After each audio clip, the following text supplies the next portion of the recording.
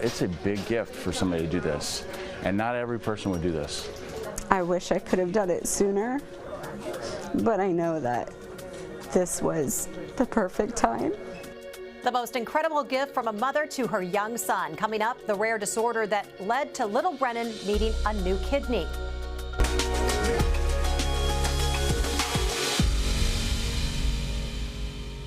Good morning, I'm Jessica Lovell. Welcome to the Morning Medical Update. 6-year-old Brennan has endured much more than your average first grader, but his personality still shines thanks to a loving family and years of complex medical treatments. We first met him and his mom, Jessica, about a year ago when Jessica gave Brennan one of her kidneys. We first take a look back, and then we find out where are they now.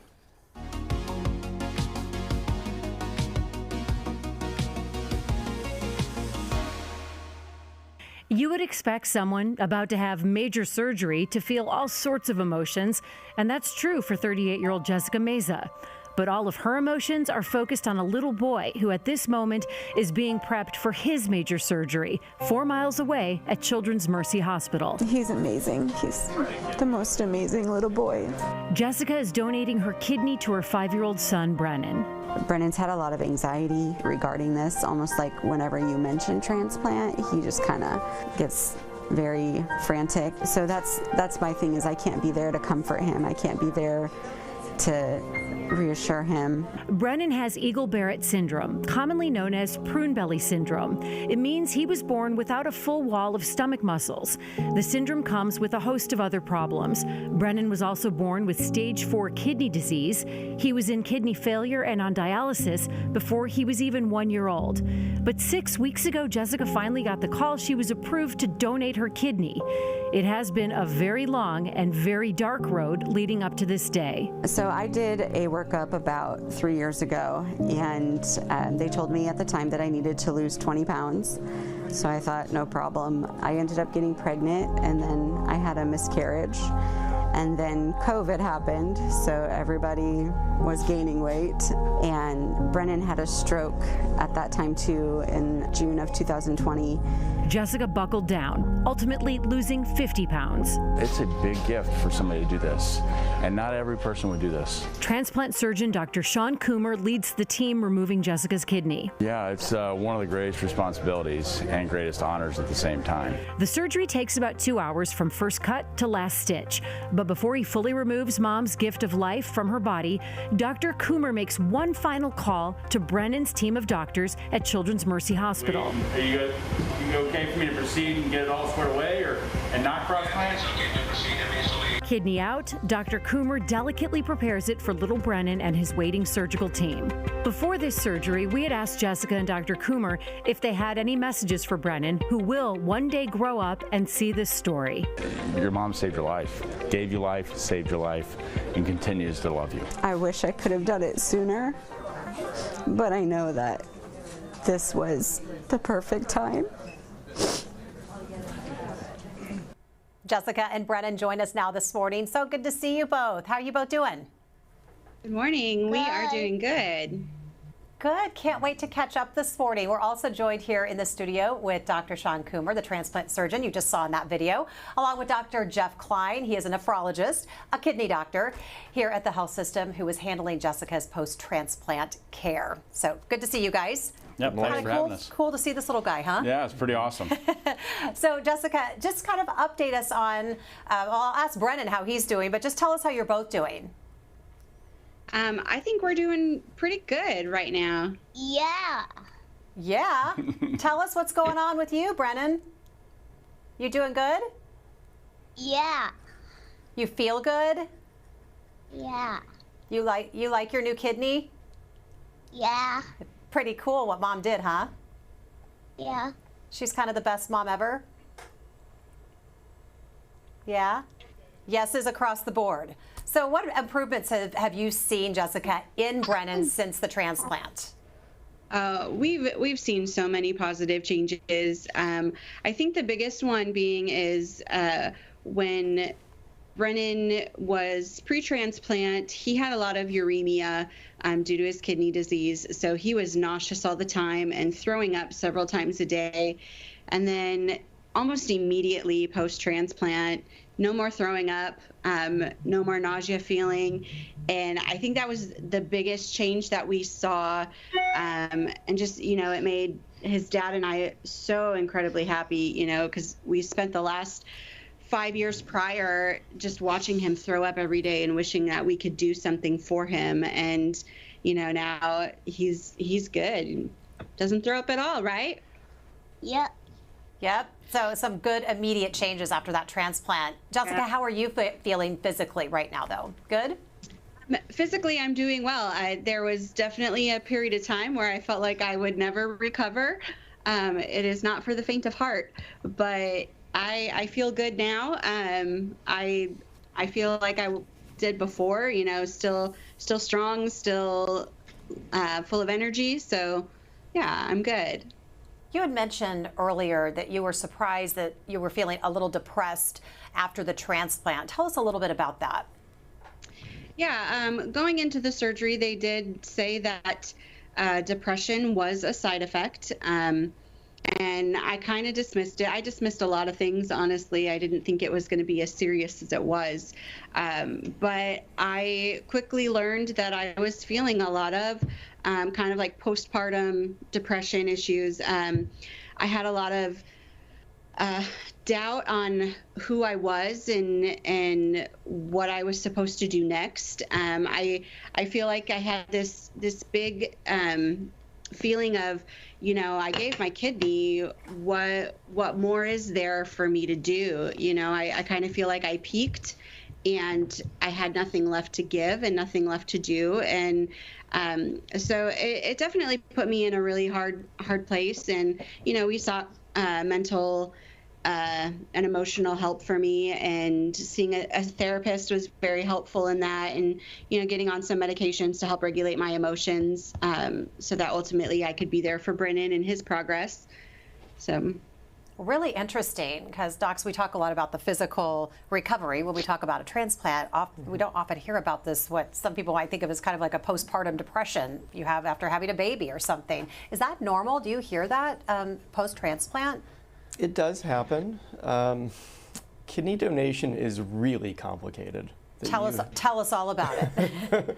You have individuals that are looking to do a physical donation of an organ for the good of someone else. This is something we have no measure for that clinically. And it's kind of like someone's training for an event, and when the event is over, the smoke clears, then the emotions come out. And it's really mixed. Some people are excited, some people are ambivalent, some are anxious, some are depressed. Depression's probably about 10%, kind of like the general population, but the timing of it, totally unpredictable. Well, it's interesting because you're doing it to feel better, because you're going to give this ultimate give. And then, like she said, she felt like she peaked when it was all over. Dr. Coomer, what do you hear from patients? Because I know up until the very last moment, people can change their mind. When you walk in that room right before transplant, it's, hey, are you still good with this, right? Yep, absolutely. I mean, yeah, it's first do no harm, but this is kind of a weird situation, right? Where I always tell all the donors, you'll be the only person here at KU getting an operation you don't need. We're not making you better after this operation. We're hoping to keep it the same. And certainly it's painful and can have side effects like depression and other things. So yes, but ultimately, all the way to the point where up till you go to sleep, you can say, I'm out. Right, right. But it is interesting. An interesting part to hear about the emotional part, Jessica. So thank you for sharing.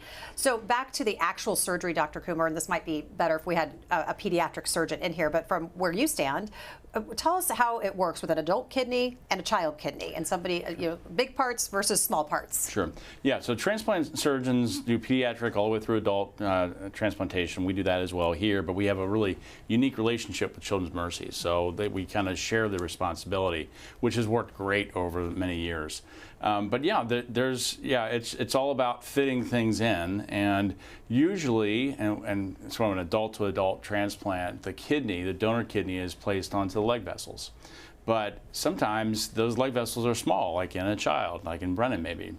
So sometimes the vessels of the kidney are plugged into the aorta or the vena cava, so a little bit larger vessels. So, but things, you kind of move things around a little bit. Yeah, you've got a high pressure job over there. Well, Yeah. it's kind of fun. It is pretty fun. So there's this moment, and I want to show it here on the video, in the operating room. The kidney is out of Jessica's body, and then you're still sitting here working on it. What are you doing? So when we take the kidney out, we use specialized staplers. So right there, I was just cutting off the staple line, and then you'll see in a few minutes that first of all, the kidney's on ice, slow down the metabolism of the kidney. Now I'm inserting a cannula into the artery of the kidney, and that's putting preservative solution into the kidney, which is also cold, and flushing out all the blood. This preserves the kidney. We keep it cold. It gets packaged and by professional courier, and it's shipped directly over to Children's Mercy in this case. Well, we hear in that story, and that's one thing I loved about that story, is hearing you actually on speakerphone talking to the team across town, making sure, hey, are we good to go? Yep. Tell us a little bit about that timing and how important is it? And then, yeah, is that courier just rushing over and bobbing and weaving through traffic to get that kidney? No. So what happens initially, we always want to make sure is, how are things proceeding on the donor side? You know, God forbid something happens, there's blood pressure changes, or they have unexpected things going on. So the last thing we want to do, now if they have to abort their operation over at Children's, well, we would stop, and when I'm asking that, that's before I actually divide the artery, the vein, and the ureter before taking the kidney out, because I could stop at that point if we have to. Okay, so what if the big if you have already made the cut and the incision, then you got to call and say, wait, we got to slow down a little bit. Mm-hmm. How do you work that timing? Yeah, so actually in that situation, the kidneys actually can survive on ice for a long period of time. You know, we always talk about living donation. On average, they last 3 to 5 years longer than the average deceased donor kidney. But the timing, you know, we don't put this in a box and the courier doesn't run over with police lights or an escort or anything like that. There's plenty of time to reach over, and it's only 4 or 5 miles away, so it's not that big a deal. Quite honestly, with deceased donor kidneys, we sometimes receive them 12, 15 hours later. Sure. So Dr. Klein, what does it mean for somebody who now has one kidney, like in Jessica's case? What does this mean for her overall long-term health? Well, statistically, for most donors, they live a normal life, that they have adequate kidney function to live to a normal lifespan. We can see changes that were mandated to follow up over 2 years. So we follow blood pressure changes, weight, laboratory tests, so blood and urine tests commonly, and make sure that people are in good health after 2 years so that they can see their primary care doctors and other specialists if needed. The idea is that people recover well and that we help them do that. So Jessica, we know that Brennan has seen so many doctors over the years, so many surgeries. What are you most looking forward to when it comes to Brennan and his future? I think what we're most looking forward to is just Brennan being able to live a normal life and, you know, do all the same things that the kids that his age are doing, and spending less time in the hospital. You know, we went from being in the hospital almost every month, like once a month we'd be admitted the 2 years prior to transplant, and not having those long hospital stays is just something that is a huge blessing to us, being able to be with our family and experience life outside of the hospital is just, it's probably the best thing. So we know that Brennan's done a ton of physical therapy through all of this. Tell us a little bit why he needs the therapy and how he's doing with that. So when Brennan was born, the prune belly caused his hips to be born out of socket. So that gave complications with being able to walk, as well as the lack of abdominal muscles, not having that core strength to be able to stand up and walk the way any normal child would as they're growing. So he's done a lot of physical therapy for that, and having a stroke in 2020 also put him back. And his recovery from that has been amazing. He's worked with Ability KC in Kansas City, and they're just an awesome place. You know, everybody there is just so good at their job and so invested in Brennan's recovery, all of their patients' recoveries. But we just saw a huge change. You know, we were told after his stroke it would be cerebral palsy symptoms at best. And, you know, you can't even tell now. He's amazing. He just is so determined, and you can see it every day that he works hard. He knows what his limits are, and for him, there are no limits. Like he does what he wants and when he wants, and if he can't do it yet, then he will try and try again. So it's just great to see him be able to put that energy and that determination into his everyday life. So earlier this year, you all met up with other families at the Prune Belly Survivors Network. Tell us about that. What was that like, meeting up with other families? Yeah, so Prune Belly has kind of this family of survivors and families who've experienced the same thing, and they like to do a conference every year. It was on hold because of COVID, but we were able to go in July to Ohio and meet up with these other Prune Belly families. And, you know, for Brennan to be able to see kids his age that are going through the same things, I think was very helpful. You know, he can understand that he's not alone. There are kids just like him. And even though it seems like he might be the only one at school going through something like this, there are other kids in the world that are dealing with the same things that he is. And that was encouraging for us, and being able to share stories with other parents and you know, other doctors and specialists, and just kind of shed more light on Prune Belly syndrome and what can we expect as we, you know, continue this journey going forward. Thank you so much for educating the public on what this is. It's so interesting to hear about it and learn more about it. Brennan, I'm saving some of the most important questions for you. So we know Halloween's coming up. Do you know what you're going to be this year for Halloween? Yeah. What's it going to be? I wanna be Spider-Man. Yes, this is an excellent choice. I love that. How exciting. And you're going to get tons of candy. Yes. Yeah, Yes. I could get Reese's. Reese's. Yeah, that's the good stuff. You're right in line with me. I love it. Good Spider-Man, good Reese's, love it. So Jessica, you've done such an awesome job taking photos and videos and really documenting this journey through the years. You post a lot on Facebook and on your page. So why was it so important for you to be so public with this story? Honestly, it started with all of our family and friends that are spread out across the world. They're just like, you know, we want to know what's going on. And it's really hard to call everyone and text everyone and say, hey, you know, Brennan's in the hospital, this is what's happening, or Brennan just did this. And so we created a Facebook page to be able to update our friends and family. And then we learned, you know, as Brennan started dialysis and, you know, when he had his stroke, that there was a community that needed awareness of what this condition was, and that also wanted to help and wanted to support us.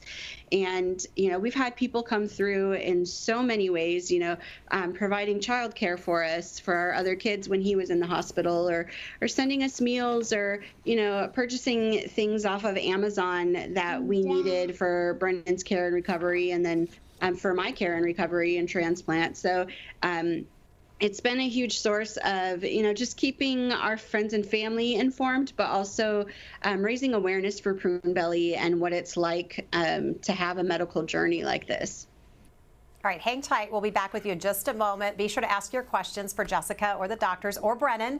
You can use the chat on YouTube or Facebook, tweet us, or email the Medical News Network. Info is right there on your screen. Let's check in with Dr. Dana Hawkinson this morning, Medical Director of Infection Prevention and Control. How are you? Hi, I'm good. Yeah, right now we have a lower number of active patients in the hospital with COVID, 15 this week as opposed to 20 and 22 before that. So numbers are being good right now, and again, still really not a lot of activity with RSV and influenza in the community. Certainly, as far as low hospitalizations for influenza as well. So that is always good. We haven't hit into the peak yet for influenza, but we know year by year that can be different times. It can be early or late. So we'll just kind of wait to see. But I think it is important to continue to encourage getting vaccinated now to get that protection and then keep that protection through respiratory viral season. So what if people could give the flu vaccine to themselves? The drug maker AstraZeneca is asking the FDA to approve a self-administered flu vaccine. It is a nasal spray, not an injection, of course. The FDA will not decide until next year at the earliest. But if the FDA says yes, it will be the first ever flu vaccine that doesn't require a healthcare worker to administer it. So, Doc Hawk, what are your thoughts on this? You know, I think that's good. I think if we can educate the public and have the supply and have them the ability to get that vaccine literally almost on demand, again, if there is supply, I think that is a good thing. Obviously, we will need to make sure that is, number one, safe, number two, effective. Three, if you're doing it at home, that most everybody could do it or read instructions to do it and do it adequately. So I think that is very good. I know if you are trying to schedule flu vaccines right now, sometimes it can be difficult, whether at your physician's office or at commercial pharmacies around. I know I'm having that issue right now with my children. So we know that there are multiple barriers to getting different vaccines. If this helps eliminate one of those barriers, then I think it's all good. Yep. All right, Hawk, thanks so much. Let's get to some questions from our viewers today. And Ruth Ellen wants to know, Dr. Kumar, just curious about those two, the medical professionals who left with the kidney. What kind of specialists are they? You hand those off, they transport it over. This is not an Uber driver. These are trained professionals. Tell us about them. They are organ specialists. They work with Midwest Transplant Network, which is based here on State Line in Kansas City.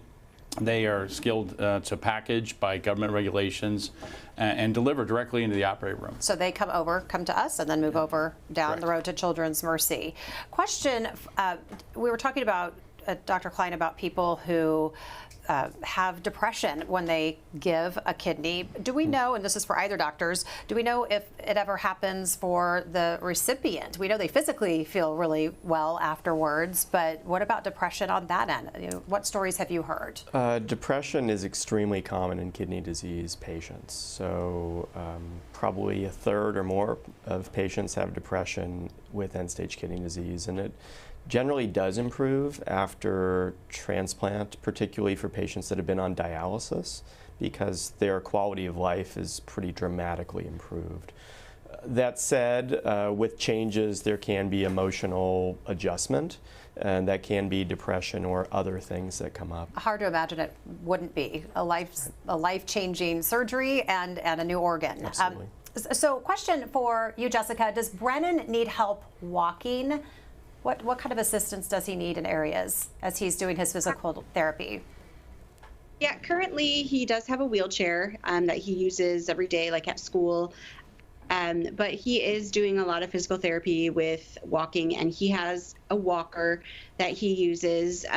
The big thing for him is just, raising that stamina and being able to walk long term. He's strong enough, but sometimes I think even post-stroke, he's got these other issues that he's battling where he just has to kind of retrain his body to do what he could do prior to that. And having the energy and the stamina to be able to walk a whole day, that's a lot for him, and something that we hope to work towards, which we're doing in therapy. But he does a really good job with it. He likes to walk around the living room table and stand up against the couch and stuff. So practice wherever he can, but not quite there on his own yet. He's getting there. So Jessica, how did COVID complicate Brennan's health care during that time? What was that like? Well, Brennan recovered from his stroke, I would say probably nine months to a year after his stroke, and he was able to have a kidney donation at that time. But because of COVID and the different restrictions that they had, they postponed all transplants, and so we weren't even looking for anything. The list wasn't active just because they didn't want to take the risk that a kidney could have the virus in it and it could cause further complications. So I want to get to today's takeaways, and I'll start with you, Dr. Klein. What do you want folks to take away from today's talk? Consider organ donation, whether that's signing a donor card or looking into living donation. Call your local centers if you're curious. Simple message, easy thing to do. Dr. Kumar, what's the takeaway today? I would second that. I mean, organ donation saves lives. Whether it's signing your card, whether it's becoming a living donor or a deceased donor, those are very important things. You can save a life. And we have, at an increasing rate nowadays, we have more people coming back out altruistically. And people are hearing that message, which is really nice to hear. We love hearing those stories. Jessica, what's the takeaway from you and Brennan's story? Kind of piggybacking on what the doctors had said, you know, it's a big deal. It's a lot of work. It's hard, but anything in life that is worth doing is going to be hard. You're going to have to work at it. And the amount of changes that we've seen for the better in Brennan's life has superseded any amount of hardship that I've been through with my recovery, or even the hardships that we endured on the journey pre-transplant. It's just amazing to see the turnaround in Brennan and to see his quality of life improved. And we're really excited to watch him grow up and, you know, be a happy, healthy kid. Well, we appreciate you both for sharing your story. Jessica, thank you. Tell Brennan hi and bye for us, okay? Will do. All right. Thanks to all of our guests today. We have a special episode of the Morning Medical Update that airs later this morning on television. Here's a preview. Her little life is counting on them to do everything that she needs, and people show up and they care and love for her beyond any expectation I could ever have. Tune in for Cancer, Choices, Hope, and Science. That is today at 9:30 a.m. on KCTV5 and 9 a.m. on WIBW in the Topeka area. Thanks to all of our viewers for being with us today. We'll see you back here tomorrow at 8. A wedding, a new home, and a bright future that Sarah Johnson didn't think she would have until just recently. I'm Jessica Lovell on the next Open Mics with Dr. Stites. We catch up with Sarah on where she is now, 4 years after the FDA-approved life-changing meds for patients with cystic fibrosis. Wednesday at 8. Subscribe to our Morning Medical Update and Open Mics with Dr. Stites podcast. Now, everywhere podcasts are available.